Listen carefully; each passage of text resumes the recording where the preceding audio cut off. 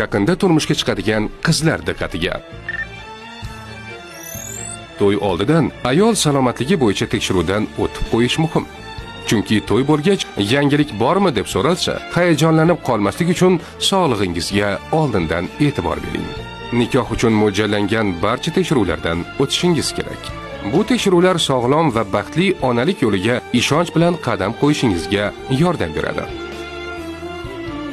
Qadrli qaynona opalar, bilamiz, to'y bo'lgach, hammamizning ko'nglimizda bitta orzu bo'ladi, nevarali bo'lish.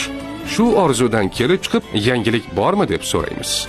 Lekin bu savol kelinimizning yuragida shirin hayajon bilan birga ichida kuchli xavotir uyg'otishi mumkin. Shoshilib, yangilik bormi deb so'rashdan ko'ra, kelinimiz va o'g'limizning salomatligini tekshirishlariga yordam beraylik. Ruhiy va jismoniy tayyorgarlikka sharoit yarataylik.